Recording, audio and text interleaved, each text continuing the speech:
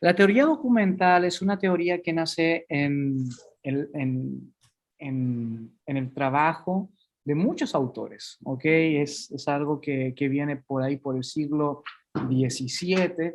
Sin embargo, en el siglo XVIII, con Wellhausen, es donde alcanza su mayor esplendor. Y recordemos que desde el siglo XVIII, los naturistas o naturalistas, los teólogos naturales, es decir, aquellos que trataban de desmitologizar el texto, aquellos que trataban de exponer a un Dios creador, pero lejos de la intervención del diario vivir con los hombres, lejos del diálogo con las personas. Ellos comenzaron a racionalizar el texto de tal forma que obviamente comenzaron a ver el libro, la Biblia, como un libro más. Al hacer esto, se dieron cuenta de que la escritura en la misma traducción, en este caso en el alemán, era una escritura que tú podías ver notoriamente la cambio de mano de los autores. ¿Ok? Es como cuando tú vas y te gusta el fútbol, ves un partido, el mismo equipo, los mismos jugadores, pero tú ves un técnico distinto porque juega de forma distinta con los mismos jugadores. Así también es posible ver, si tú lees un libro, el cambio de mano, cuando realmente está escribiendo el autor, cuando está otra persona interfiriendo en la edición. Y así muchos de ellos se dieron cuenta y criticaron muchísimo la Biblia, especialmente en su lado histórico. Y en su lado histórico, debido a que se dieron cuenta de que la historiografía estaba muy, pero muy limitada en el texto sagrado. Entonces, uno de los grandes autores de lo que es el estudio serio del Antiguo Testamento, Wellhausen concluyó de que sí era posible el ver diferentes autores, especialmente en el Pentateuco, es decir, en la Torá, en la primera parte de la tradición veterotestamentaria. Y él concluye y dice, obviamente, él no lo crea todo, él no formula toda esta hipótesis, pero sí la organiza y le da sentido. Él dice, obviamente, de que él ve cuatro diferentes autores en medio del Pentateuco. Y vamos a ir rapidito a una de las diferenciaciones. Abra su Biblia, por favor, en Génesis capítulo 1. Génesis capítulo 1, por favor.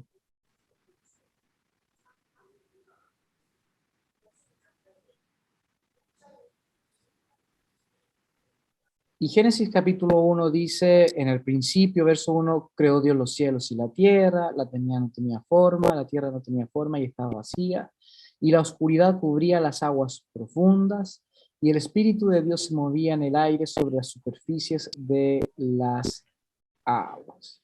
Ok, voy a seguir pasando para no leer todo el texto por el tiempo. Entonces, en el versículo número 26 dice, entonces Dios dijo, hagamos a los seres humanos a nuestra imagen para que sean como nosotros.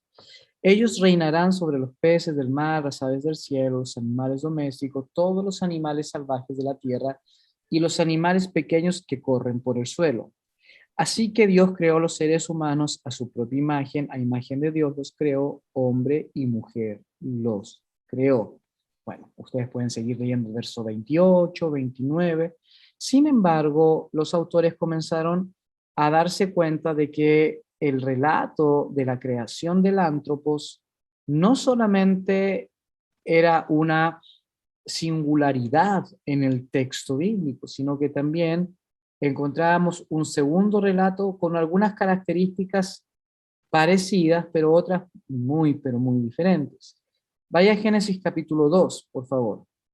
Y usted se da cuenta de que aquí la mano del autor al Génesis cambia y empieza en el verso 4 diciendo, este es el relato de la creación de los cielos y la tierra. Es como dice, yo voy a contar ahora la historia, cuando ya en el capítulo 1 se ha contado. Entonces, y obviamente vuelve a contar de nuevo y dice, cuando el Señor Dios hizo la tierra y los cielos, no crecían en ellas plantas salvajes ni grano, porque el Señor aún, Dios aún no había enviado lluvia para regar la tierra, ni había personas que la cultivaran. En cambio, del suelo brotaban manantiales que regaban toda la tierra. Y luego el Señor Dios formó al hombre del polvo de la tierra, sopló aliento de vida en la nariz del hombre y el hombre se convirtió en un ser viviente. Después el Señor Dios plantó un huerto en Edén, en el oriente, y allí puso al hombre que había formado. El Señor Dios hizo que creciera del suelo todas las clases de árboles, árboles hermosos y que daban frutos deliciosos. En medio del huerto puso el árbol de la vida y el árbol del conocimiento del bien y del mal. Entonces, si te das cuenta, en el Génesis 2 hay un relato distinto al Génesis 1, debido a que en el capítulo 1, verso 26, dice, hagamos a los seres humanos, ¿ok? Aquí hay una pluralidad, a nuestra imagen para que sean como nosotros. Ellos, otra vez la pluralidad, reinarán sobre los peces del mar. Y el verso 27 dice, así creó a los seres humanos a su propia imagen. ¿Qué dice el verso 27 en Reina Valera? No sé si alguien lo tiene.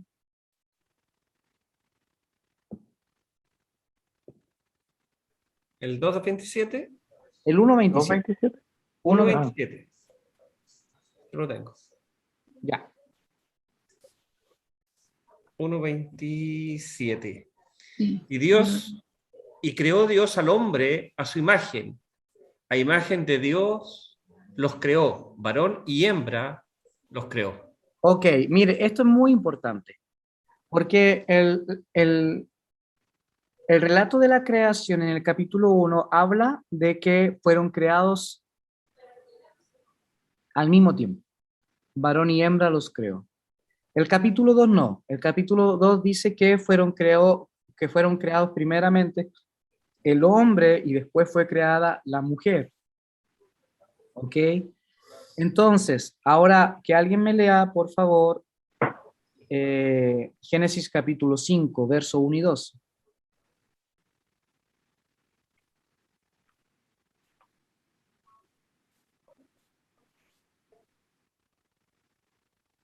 Este es el libro de las generaciones de Adán. El día en que creó Dios al hombre, a semejanza de Dios lo hizo. Varón y hembra los creó y los bendijo, y llamó el nombre de ellos Adán, el día en que fueron creados. Muchas gracias. Entonces, si se dan cuenta, aquí el capítulo 5 vuelve a validar lo que dice el capítulo 1. Los creó al mismo tiempo y los puso al mismo tiempo y fueron llamados, ¿cierto? Varón y hembra. Entonces, los autores en el siglo XIX comenzaron a darse cuenta de este cambio de mano, empezaron a comenzar a ver diferentes autores en un mismo texto.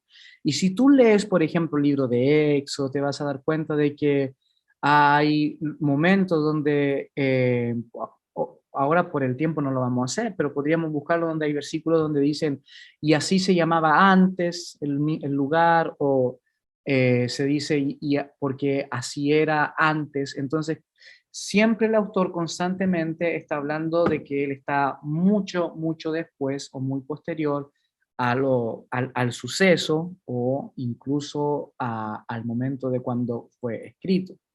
Entonces, los autores comenzaron a ver esta no discrepancia, sino este paralelismo, esta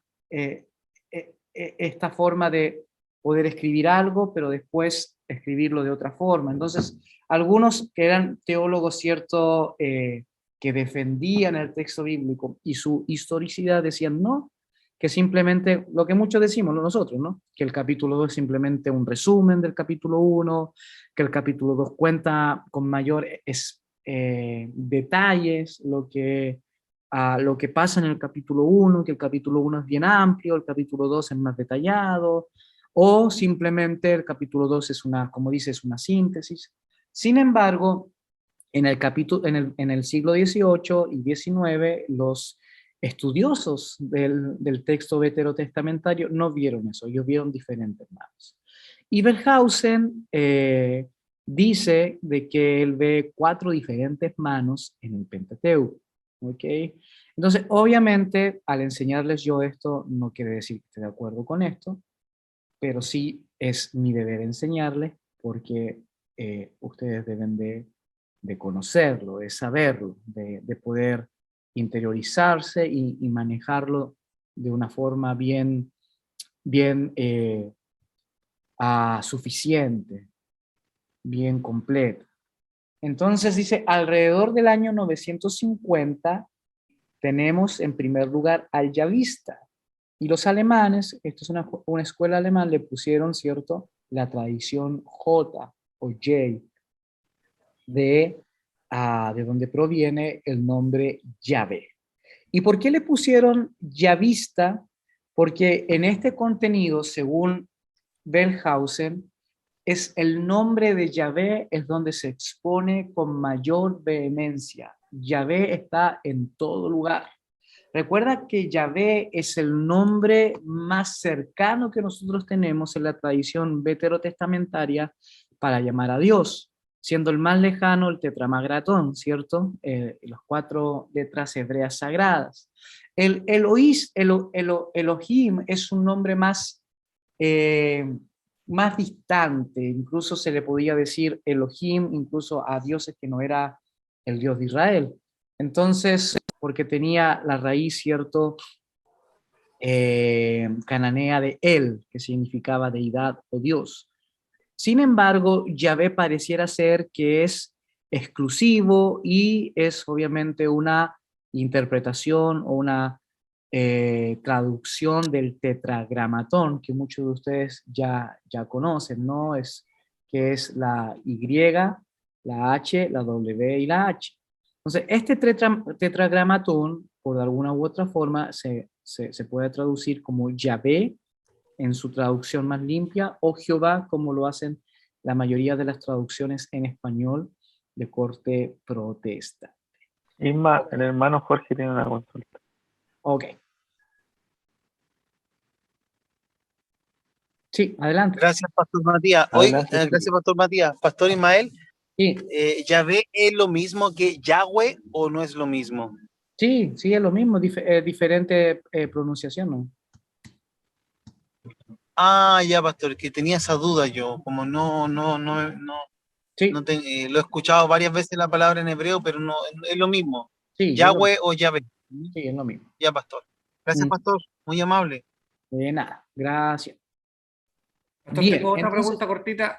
¿sí? Wellhausen es el libro. Lo que pasa es que usted dijo, mira, para ser experto en el Antiguo Testamento son 3 autores que deberían conocer. Von Rath, que lo encontré, tiene varios libros en su literatura. Martin Dort y Wellhausen, ¿cierto? Wellhausen, sí. Pero ese no lo encuentro en la literatura. ¿O No, sí? yo no les puse ningún libro de Wellhausen. Ah, ya. Sí, no les puse ni un libro porque no tengo ni uno en español. El que tengo está en inglés, que se llama Los Prológomenos de la Historia de Israel. Por lo tanto, vamos a ser expertos nomás, porque no vamos a llegar a Excel. Sí, lo tengo ahí en inglés. Se los puedo subir si quieren, pero no, traté de no subirle nada que no fuese en inglés. Isma, Camilo dice que no encuentra la introducción al Antiguo Testamento de Werner Smith. ¿No lo encuentra? No No, sé si lo subiste a la bibliografía. la estaba buscando ahí en la bibliografía, pero no la encontré. Ya, ahí después lo vamos a ver para que no nos vayamos del tema. Bien, entonces, este yavista pareciera ser que fue un autor o una escuela escritora o editora, ¿ok?, que nace en el tiempo de David y Salomón, especialmente en el contexto del templo, ¿no? Porque si hay un nuevo templo, se necesitan leyes para poder adorar en ese nuevo templo. Y para poder conocer las leyes es necesario conocer al Dios que está detrás de las leyes. Por lo tanto, la tradición que había sido, y como ya se los he enseñado, que había sido oral primeramente, se tiene que poner en escrito debido a que se necesita regular y normar la forma de adoración, de sacrificios en el nuevo templo. Entonces, la gente tenía que conocer no solamente cómo se adoraba, es decir, de qué forma debían traer los animales o preparar el altar, sino que también debían conocer a quién adoraban. Entonces, en el templo de Salomón fue necesario poder escribir una documentación de la historia de Israel y entendiendo de que la historia de Israel para su contexto también era la historia del mismo Dios que había decidido escogiera un pueblo muy pequeño para que fuese un ejemplo, una pedagogía, para que fuese un instrumento ah, se pudiese llamar de salvación, no en características soteriológicas como el Nuevo Testamento, de cielo, infierno o de alma, cuerpo, pero sí de salvación que tiene que ver con liberación terrenal en su contexto. Entonces, en ese tiempo fue necesario poder escribir algo. Entonces, cuando yo en la prueba les pregunte, ¿por qué nace el yavista en el siglo X? Ustedes me van a contestar, debido a que fue imperativo poder producir normas y reglas para que la gente adorara en el nuevo templo y obviamente construir una teología para que la gente conociera al Dios que estaban adorando. Ese es el yavista. ¿Alguna pregunta con relación al yavista? Es como establecer una liturgia, es como, eso es lo que los obligó. Exacto. ¿Se acuerdan cuando les dijimos de que, o ustedes díganme, ¿cuándo nace la escritura en la historia, en el tiempo de Israel? ¿A través de qué? En la crisis. En la crisis. ¿Qué crisis hubo aquí? El que fueron deportados a Babilonia. No, aquí estamos en el siglo X. ¿Cuál es la crisis? Hay un templo, Los filisteos. los filisteos, pero también, ¿cierto? El traslado, recuérdense, el traslado del arca.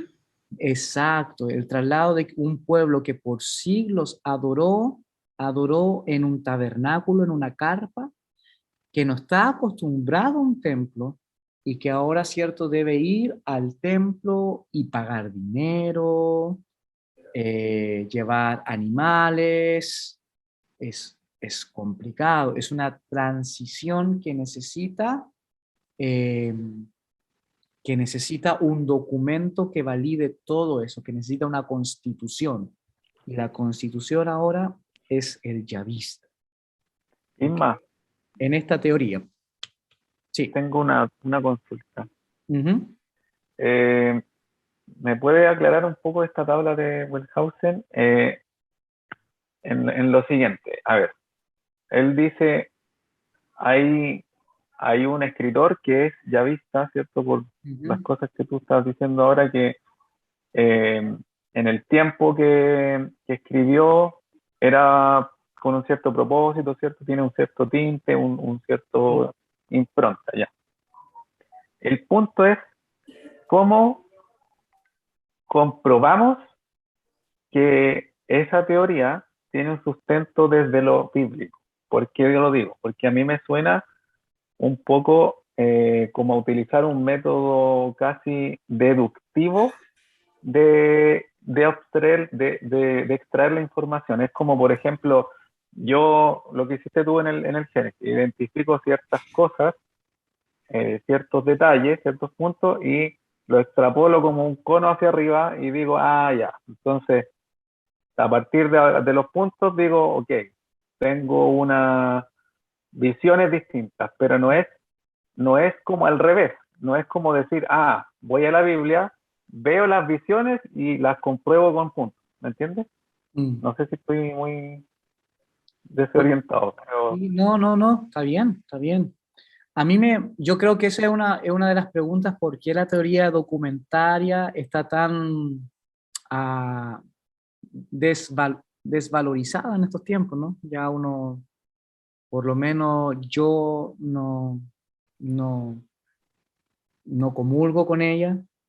Como maestro, como buen profesor, es como siempre le he dicho, si soy profe de filosofía, pero no estoy de acuerdo con Nietzsche, pero sí tengo que enseñarles a Nietzsche porque es uno de los clásicos de la filosofía. Me pasa mucho con Berghausen, no estoy de acuerdo con muchas de sus teorías, pero tengo que enseñarla debido a que es una de las personas que mayor sensación o mayor a, aporte entregó al estudio serio del Antiguo Testamento. Entonces, creo que esa es una de las preguntas que queda. Me parece a mí que Wellhausen, por lo que yo he leído, porque cuando yo comencé a leer Wellhausen, no, o sea, cuando yo comencé a escuchar de Wellhausen, ni siquiera lo leí, ni siquiera lo leí, sino que siempre lo escuché de predicadores o de maestros que le tiraban cierto basura y que les molestaba y los odiaba porque obviamente les ponía, les movía al piso y movía al piso sus creencias, entonces.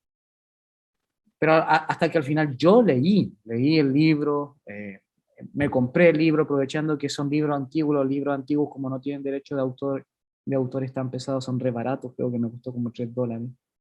Eh, me lo compré, lo leí y a mí me da la impresión de que este tipo intenta evangelizar a los teólogos naturales, a aquellos que ya no creen en el texto debido a su poca calidad historiográfica, entonces comienza a evangelizarlo y comienza es como a buscar por las ramas cómo evangelizárselos, cómo ganarlo, y dice, miren, si lo que ustedes dicen está bien, y yo admito que pueden haber diferentes fuentes en el Pentateuco, pero esto es lo que pasó.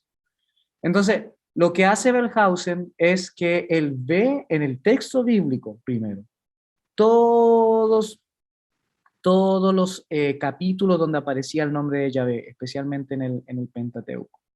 Él ve todos los capítulos donde aparecía el nombre de Yahvé, Yahvé, Yahvé, Yahvé, y así lo dividió. Él lo dividió con el texto en alemán donde aparecía Yahvé, desde la Biblia. Después dividió todo donde aparecía el nombre de Elohim, o solamente como lo dice Reina Valera, Dios, donde aparece Dios, y ahí puso Elohista.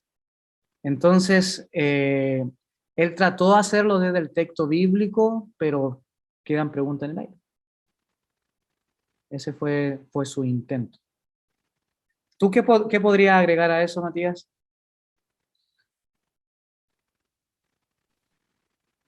Es que siempre me quedó esa duda, po. Siempre cuando escucho la teoría del JEDP, que se le llama en inglés, me queda esa sensación de que es como un poquito, eh, Arreglada, como un forzada. poquito, sí, un poquito maquillada, Sí, como tratar de es como explicar aquel. algo a partir de una cosa que yo ya creía de antes. Sí, es forzada debido a que es como, yo creo que es el gustito que le queda, por ejemplo, cuando va a una iglesia y tratas de ganarte a los inconversos haciendo una fiesta. Vamos a hacer una fiesta, buena, música no cristiana y todo, bien, excelente. Yo creo que a muchos les quedaría, algunos lo aceptarían, otros no, algunos les quedan preguntas, no nos podemos ser como ellos, estamos forzando la situación, el Espíritu Santo se puede ganar a la gente, no necesita de música no cristiana, no necesitamos fiesta, necesitamos solamente orar. Yo creo que esa sensación, sé que es un ejemplo bien limitado y bien infantil lo que estoy diciendo, pero al leer a Feldhausen, me parece a mí que ese fue su intento, el evangelizar a los teólogos naturales, el evangelizar un mundo ya con Marx, un mundo ya con Darwin, un mundo con Forharnack, un mundo con Nietzsche. Entonces, ese fue su intento. Ya saben qué, ya si ustedes hablan de que no hay tanta historiosidad en el texto bíblico, bien, se los doy. Sí, veo 4, se los doy, pero este es el camino para poder creer en el Dios del Antiguo Testamento. Entonces siempre nos va a quedar como ese justito un poco de contradictorio. Algunos lo van a encontrar un genio, otros lo van a encontrar de que forzó la situación y que quedan muchas preguntas. Y es lo que me pasa a mí. Veo que que surgen más preguntas y más preguntas y más preguntas y más preguntas. Bien, voy a seguir con el otro. No sé si hay más preguntas, si no sigo con el otro. ¿Está bien? Profesor, Sí. me gustaría saber qué es lo de esta propuesta que lo mantiene vigente, porque si recibe tanta crítica, porque lo pasamos, me acuerdo, en primer año también, cuando vimos Pentateuco, lo vimos, ¿Ya? y lo volvemos a ver ahora, pero claro, siempre con la crítica. Pero, Sí. ¿qué sería el aporte? Sí, el aporte, es muy buena pregunta. El aporte es que devolvió el estudio del Antiguo Testamento al área académica en el siglo XVIII y XIX, especialmente en el siglo XIX. Porque como te decía, los teólogos naturales ya se habían comido a los pastores o a los teólogos que decían, no, tienes que creer porque solamente por fe, no, ya se lo habían comido. Entonces, surgieron nombres como Wellhausen, Fortharnack, más adelante, ¿cierto? Los discípulos de Fortharnack como Barth y otros, que trajeron redescubrieron cosas que permitieron el diálogo con estos teólogos o con la academia, y reinstalaron de nuevo el texto bíblico en el debate y pusieron de nuevo el texto bíblico en la palestra, o sea, el texto bíblico recuperó fuerza, por eso que Wellhausen es uno de los, y nunca va a dejar de ser, por más que su teoría, por lo menos para mí o para otros, se vea un poco forzada, es un genio, es un genio, es un hombre que devolvió a la teología a las universidades, porque fueron muchas las cátedras, especialmente en Europa, las cátedras de teología que dejaron de impartir el texto veterotestamentario, y con la ayuda de Wellhausen se volvió a estudiar el texto veterotestamentario desde, desde la academia, desde el prisma de que sí es historia, pero se basa en diferentes fuentes. Entonces los académicos o los rectores de las universidades podían decir, bueno, si tiene fuentes, entonces un libro que sí se puede estudiar de acuerdo a los cánones literarios, entonces aceptémoslo.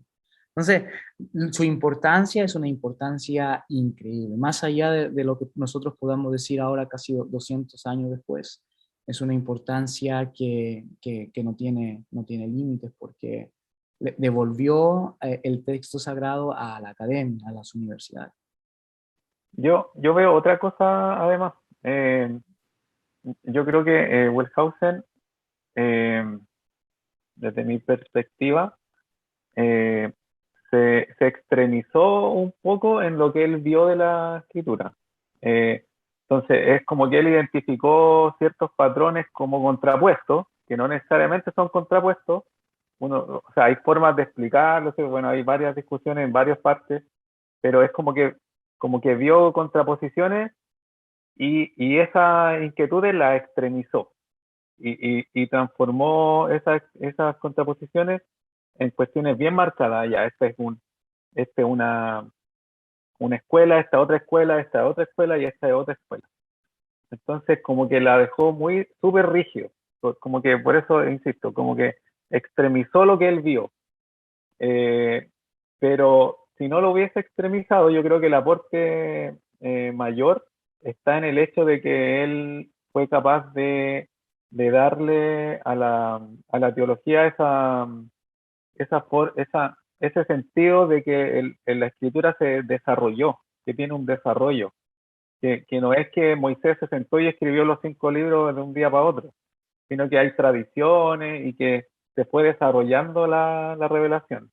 Entonces, yo creo que eso es lo más importante quizás que salió desde su escuela, por así decirlo. Pero como que trato de huir de esa radicalidad tan cuadrada en la que terminó. Sí, genial, buen aporte. Solamente mencionar que, que lo que yo estoy exponiendo aquí no solamente lo expuso Wellhausen, porque Wellhausen estuvo bien primitivo en su construcción. Fueron muchos teólogos después posteriores que le fueron añadiendo más y más, Y lo que yo estoy exponiendo acá lo encontré para que ustedes lo anoten ahí en el libro de Teología del Antiguo Testamento de Wegner Schmidt, el que va a exponer Felipe. ¿Ok? Entonces, él creo que es un fascinador de la Yo tengo que teología. exponer a Smith, Ok, usted. Entonces, él pero creo, no está el libro, ¿ah? ok, él es un fascinador de la teología o de la hipótesis de documentaria y él la radicaliza, él expone muchísimo más allá del tema y entrega un contexto porque ya Schmidt tiene fuentes arqueológicas para poder seguir construyendo, Bellhausen no tuvo nada de eso, tiene a los rollos del Mar Muerto, tiene, tiene mayores herramientas. Lo que hace Schmidt es poder agarrar la teoría documental y darle un carácter más atractivo, porque lo que realmente expone, como les estoy diciendo yo, de la crisis y de la teología necesaria para poder normar el culto en el templo, en el primer templo, es algo que Schmidt expone y que detalla en forma increíble en su libro. Pero creo que es un seguidor 100% de lo que dice Bellhausen. Ok, vamos con el segundo. El segundo entonces es el elogista y el elogista pareciera ser que es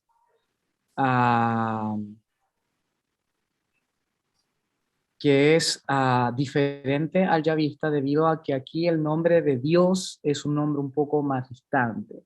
Recuerden que en la teología veterotestamentaria nosotros encontramos de que los nombres de Dios expresan no solamente identidad de Dios o rasgos de Dios, sino también diálogos o procesos de relación que tenía Dios con el pueblo en ese entonces.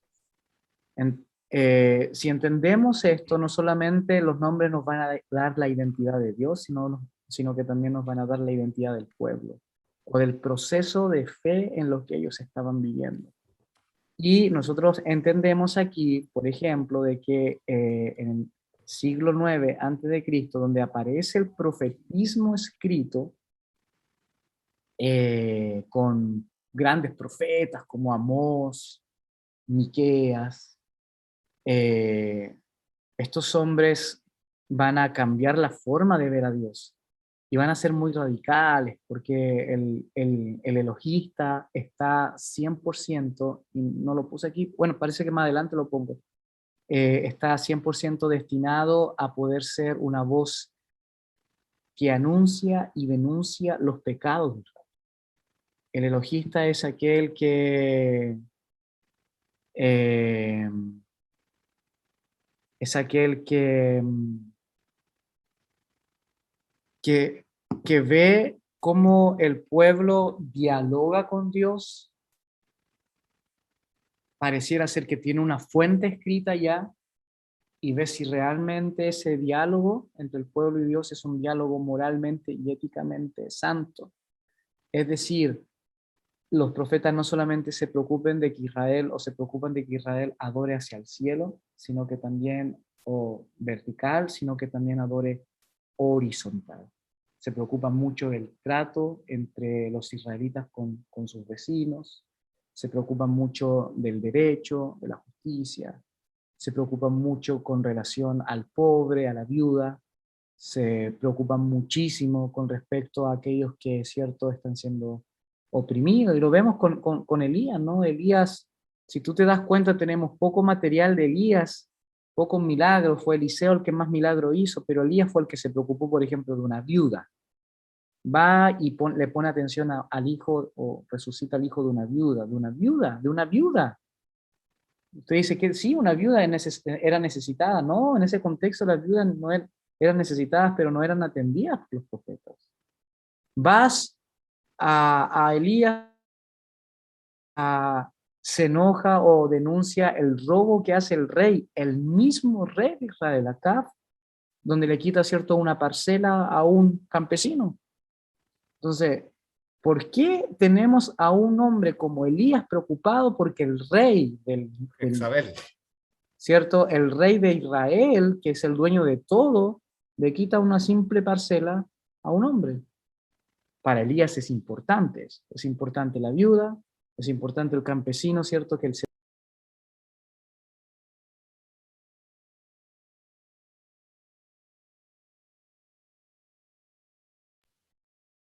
nos cayó. ¿Se nos cayó el profe? Ahí está, ahí de nuevo. Ah, ya. No sabe que se cayó. Estás muteado.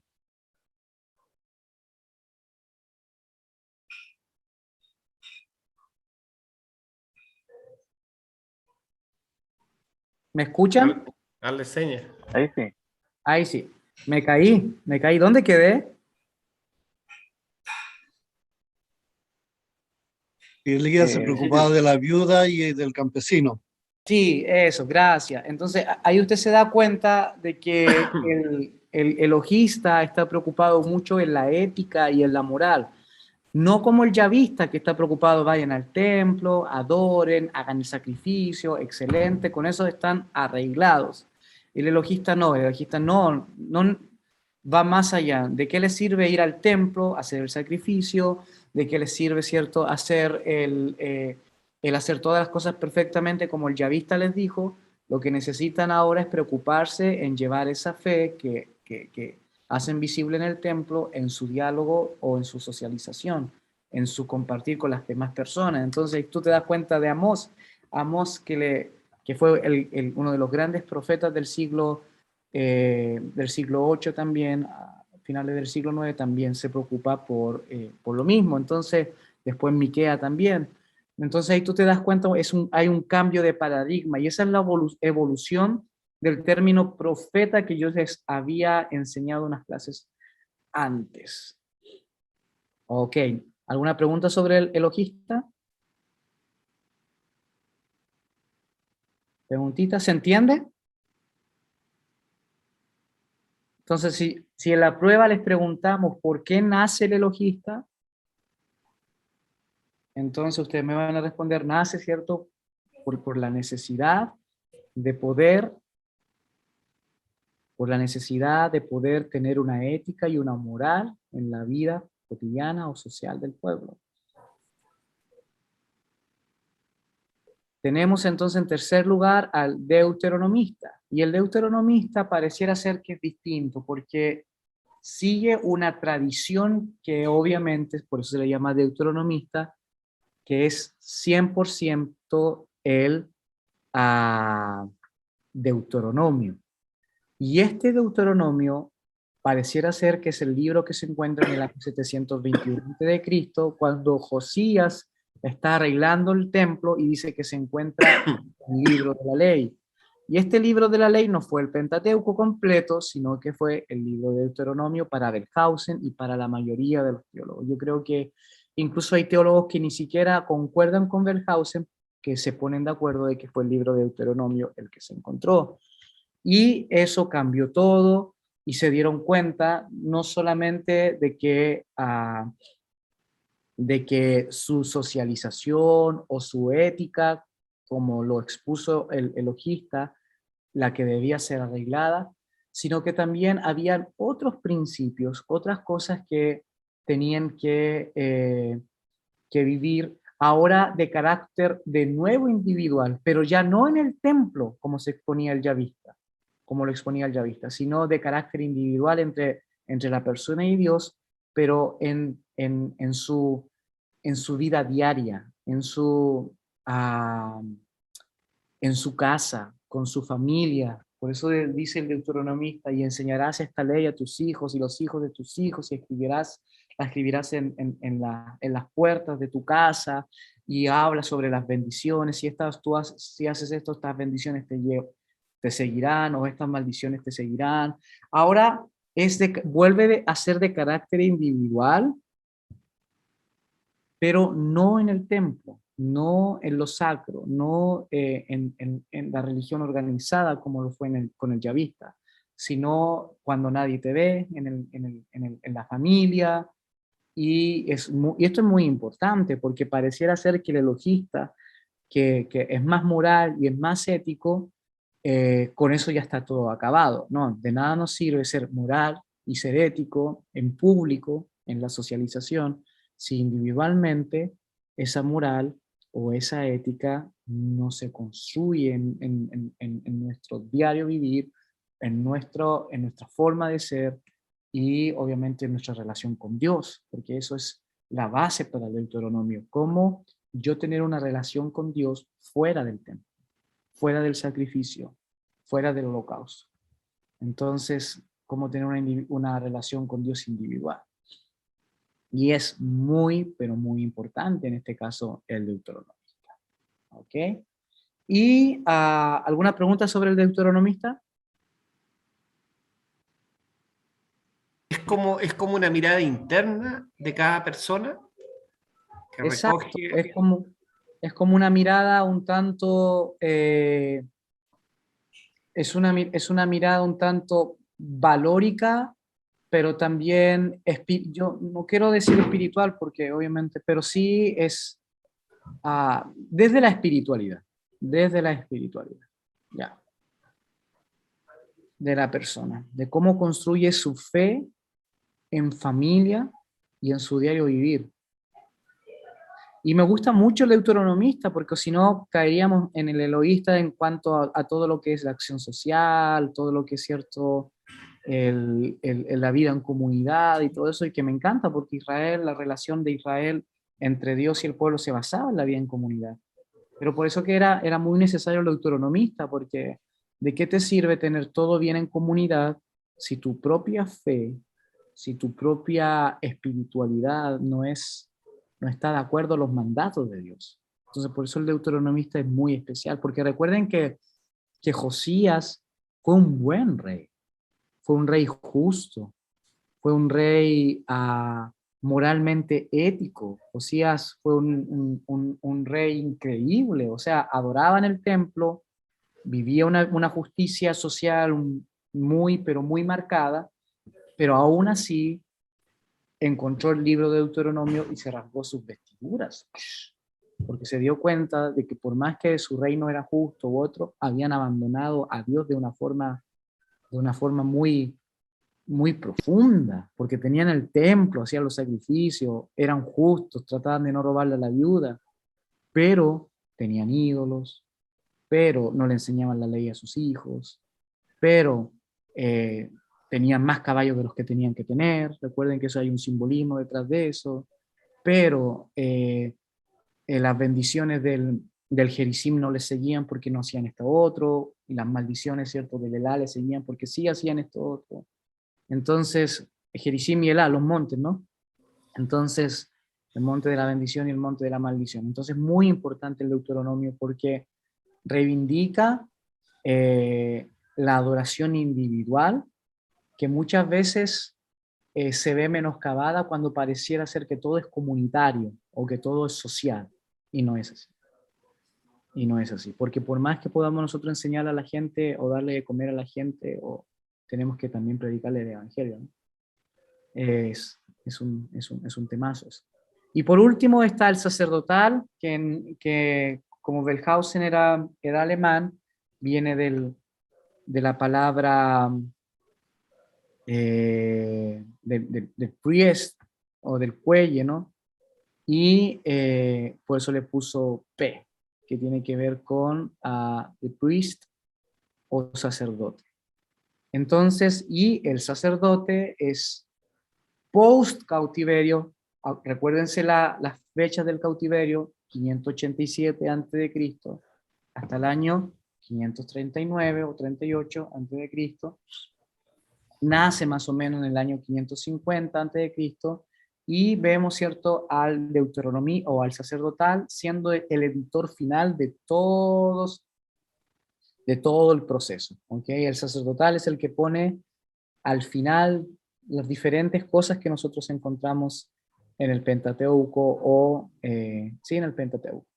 Entonces, por ejemplo, es el sacerdotal el que pone Génesis capítulo 1, es el sacerdotal el que, bueno, ya vamos a ver cuáles son en qué se centra el sacerdotal, pero él es el editor final. Él es el editor final. ¿Preguntas con relación al sacerdotal? Porque ya vamos a ir aquí. Ok, aquí está más detallado. Entonces, la obra histórica yavista, como ya lo dije, emplea el nombre de Yahvé, contiene el elemento teológico más significativo que se expresa en la narración del Pentateuco, tiene una gran énfasis en la idea radical de la culpa humana, ¿ok? Esto es muy importante. Recuerden que del sacerdotal es Génesis capítulo 3, donde el hombre falla, donde se le hace la sentencia de parte del Señor. El Señor hace sentencia a cuatro cosas, ¿no? ¿A quién le da sentencia a Dios? Al hombre, a la mujer, a la serpiente y a la tierra, ¿no? La tierra ahora maldita será por tu culpa, le dice. Entonces también la sentencia.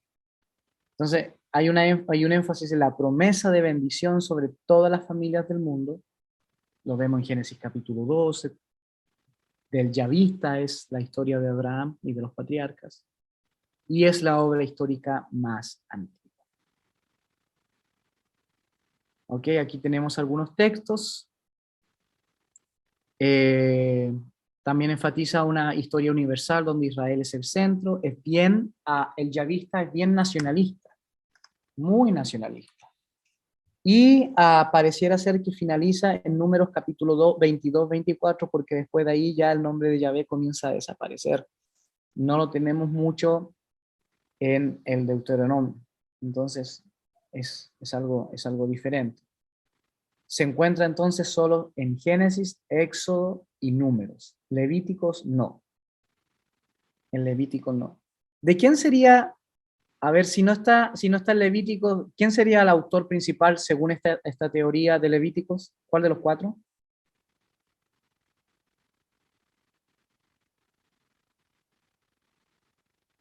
El sacerdotal, ¿no? Porque esa es la ley del sacerdote.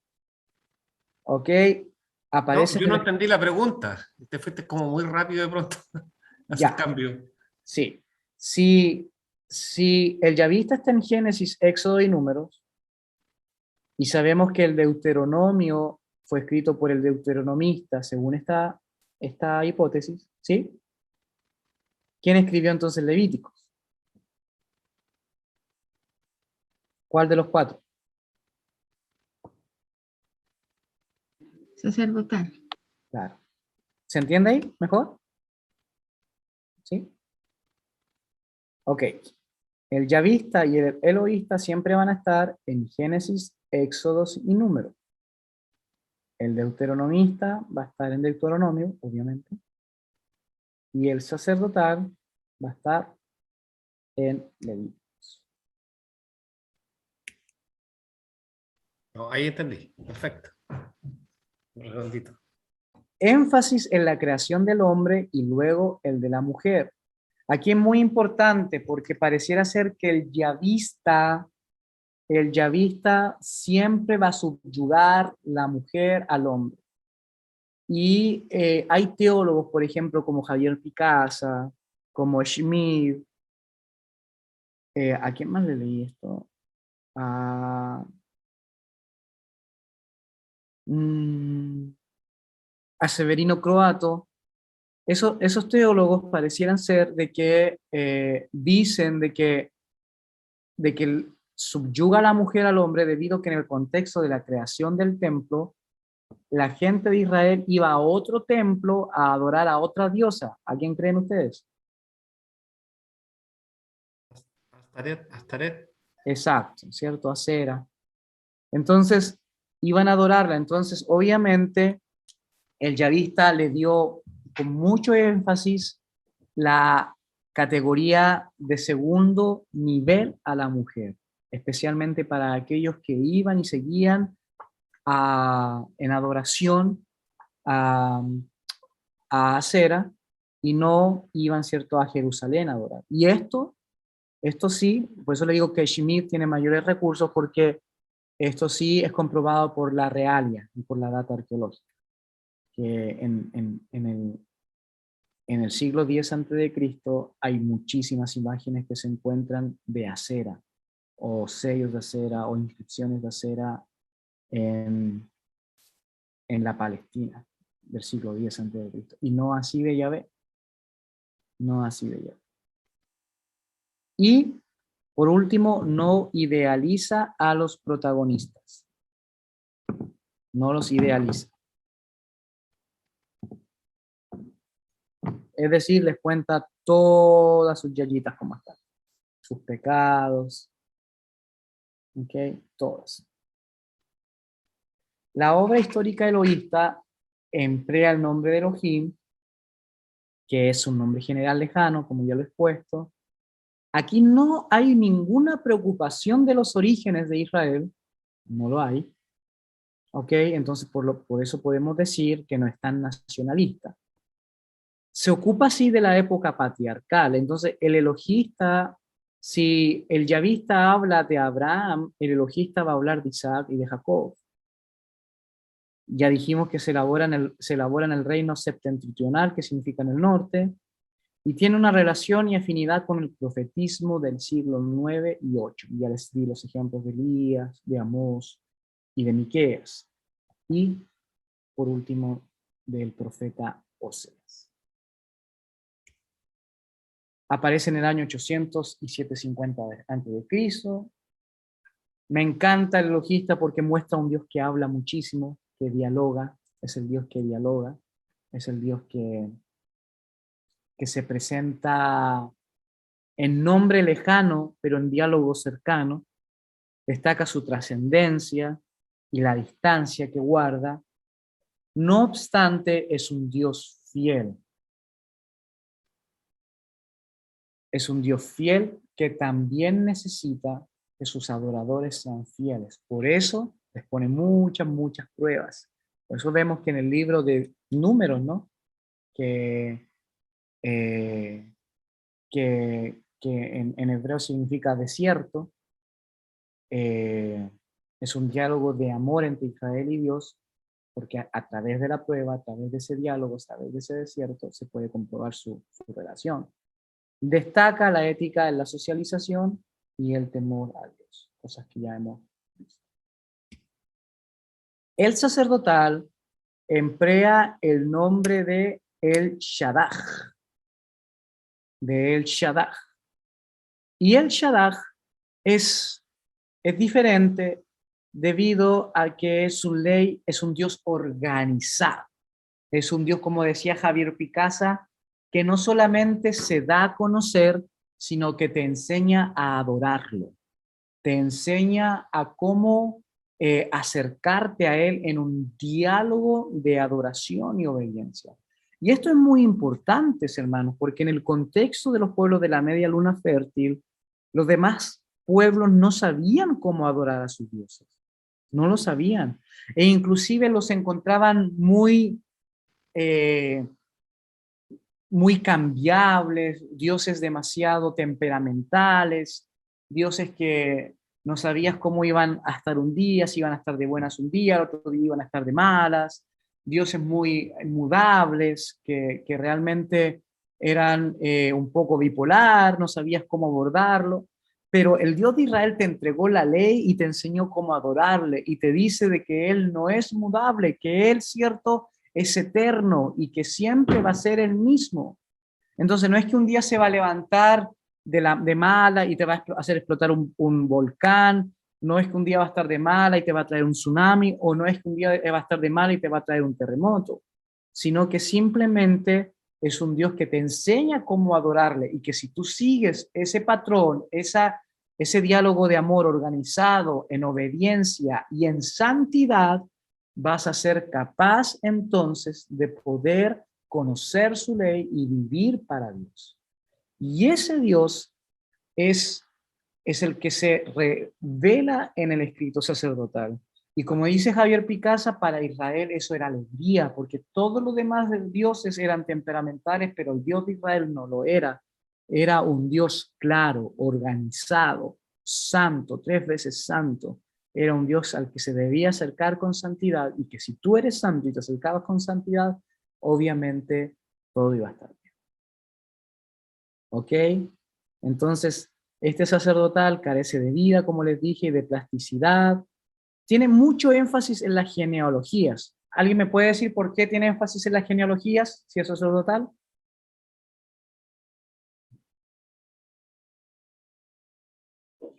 ¿Por el linaje, profesor? Exacto, porque los sacerdotes son muy, pero muy cierto, ocupados y preocupados en cuanto a si tú eres realmente un levita, si tú eres de la familia, cierto, de Aarón, vas a poder ser sumo sacerdote. Se preocupan mucho de la genealogía. Por eso que nosotros vemos, ¿no? Eran capaces incluso de sacar su ancestro hasta Adán, según ellos. Entonces tenían un especial atención al culto reglamentado, organizado. Claro, Énfasis no cualquiera podía ser sacerdote, o sea, no solamente en la genealogía, sino del origen. Exacto, por eso si tú querías, recuerda que los sacerdotes vivían de los diezmos, entonces si tú querías ser sacerdote y vivir de ese privilegio, Claro, pero no tenía herencia. exacto, tenías que mostrar, ¿qué tenías que mostrar? Las cartitas, ¿no? Claro, Tenías que mostrar el carnet de identidad, es decir, tu abuelita. genealogía. Contiene una nueva hermenéutica de los hechos, eso es muy importante porque los reinterpreta, así como vimos, ¿cierto? Génesis capítulo 1, interpreta la creación. Se conoce como el libro de las cuatro alianzas, énfasis del hombre como representante de Dios en la tierra, por eso utiliza mucho que el hombre fue creado a imagen de Dios. Obviamente énfasis en el sábado como día de descanso. Y en el sacerdotal vemos el monoteísmo en su máxima expresión. Yo ya les he enseñado de que en los tiempos del Éxodo Israel no era monoteísta. ¿Qué significa eso? No creía que Dios era un único Dios, no. Creía en un solo Dios, pero pensaba que había más dioses. Eso se llama enoteísmo. Pero en el sacerdotal nosotros vamos a encontrar el monoteísmo. Y tú te das cuenta cuando lees Génesis capítulo 1 y dice, cierto, de que Dios creó los cielos, la tierra, el mar. Hermano, no hay palabra que no aparezca en Génesis capítulo 1. Nómbralos todos, la luz, el cielo, la tierra, el mar, la oscuridad, todo, las aguas, los monstruos, todo eso era adorado en Babilonia por las personas.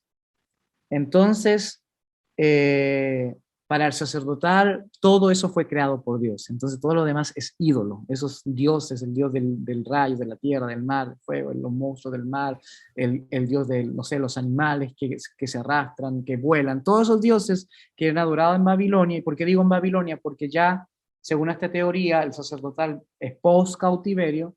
Entonces, este sacerdote va a decir que todo es ídolo, que hay un solo Dios, y por eso es la máxima expresión del monoteísmo. Sí, hermano Sergio. ¿Sí? Sí, yo también Algo me quedó haciendo, hermano Sergio. Sí. Algo me quedó haciendo ruido en cuanto a cuando se tocó la parte, digamos, principalmente sacerdotal, en cuanto a la santidad. ¿En qué concepto lo aplicamos ahí? ¿Netamente apartado del pecado? Porque normalmente cuando entendemos santidad lo llevamos simplemente a la parte soteriología en cuanto a santificación misma. Ajá. Pero acá cuando usted dijo que Dios lo llamaba a santidad, tiene la misma raíz, apartarnos del pecado, ¿cierto? Pero ¿cómo podían santificarse si no existía, digamos, el concepto de salvación es totalmente diferente? Sí, el concepto me explico. Sí, es muy importante su pregunta. El concepto de santidad tiene que ver con lo reglamentado en Levíticos. Ahí están todos, por ejemplo, los códigos de santidad en el libro de Levítico, no sé si lo han leído, y ese código de santidad están ahí muy expuestos, ¿no? El tema de lavarse bien, el tema para los hombres, para las mujeres, el tema de no tocar cosas, cierto, inmundas, el tema de comer bien, el tema de respetar las leyes, el de los sacrificios. Era muy, pero muy minucioso. Recuerden que el sacerdotal ya está está curada de espanto, fueron destruidos. Entonces ellos no quieren volver a ser destruidos de nuevo. Entonces, para no volver a ser destruidos de nuevo, porque ya fueron llevados cautivos a Babilonia y regresan, dicen, ¿saben qué? Vamos a cumplir todo al pie de la letra, todo, todo, todo, todo, para que no nos vuelva a pasar nunca más lo mismo. Y por eso desde ese deseo de vivir desde el código sacerdotal, después nace, ¿cierto?, el legalismo que evoluciona, ¿cierto?, los hasidim, que dan posteriormente nacimiento a los fariseos. Entonces, un tema de seguir la ley, seguir la ley, seguir la ley, la ley, la ley, una obsesión con la ley para que no les vuelva a pasar nunca más lo mismo. Isma, yo tenía una pregunta. Sí. Si pudiera resumir en 2, 3, 4 palabras la diferencia entre un sacerdote y un profeta. Porque, por ejemplo, en Primera de Samuel tenemos al sacerdote Elí, pero el profeta Samuel. Ajá. Esdras, ¿cierto? Es un sacerdote, no es un profeta. Nosotros en el Nuevo Testamento somos llamados sacerdotes. Bueno, sí. Ajá. Sí. Entonces, si pudieras como profundizar en la diferencia. Sí, sí. La próxima semana voy a hablar sobre la tradición del navismo, del profetismo, pero hoy te puedo hacer un spoiler y te puedo decir de que la gran diferencia en cuanto a entre el profeta y el sacerdote es que el profeta representa a Dios, y es algo que aprendemos de la escuela dominical, ¿no? Y el sacerdote representa al pueblo. Pero yo voy a profundizar en este concepto. El profeta representa a Dios, a un Dios activo y en movimiento, y el sacerdote es aquel que representa al pueblo, entendiendo de que sí es posible seguir y vivir bajo la ley de Dios. Entonces, por eso que nosotros vemos que fue necesario que Samuel se convirtiera en profeta, porque Dios tenía que volver de nuevo a la escena y a la imagen histórica de la historia de Israel, porque con Elí no pasaba nada. Representaba muy bien al pueblo, pero no pasaba nada más. Samuel era las dos cosas, pues, sacerdote y profeta. Sí, y juez, ¿no? Y juez. Y juez. Sí, Bien. amén. Sí, voy a pasar el Deuteronomio y después me abro preguntas, que es el que me queda. Ahí está.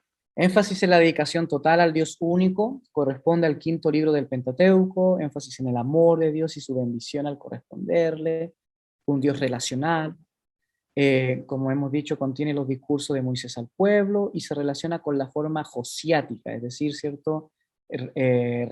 Reformada que hizo Josías en este redescubrimiento. Y obviamente, pues se llama Deutero, que significa segundo, de nomos, ley, segunda ley o repaso a la ley.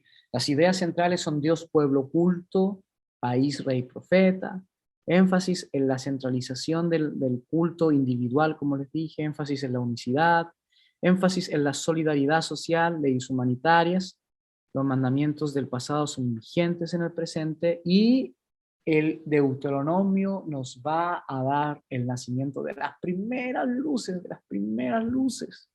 de la tradición escatológica en el Antiguo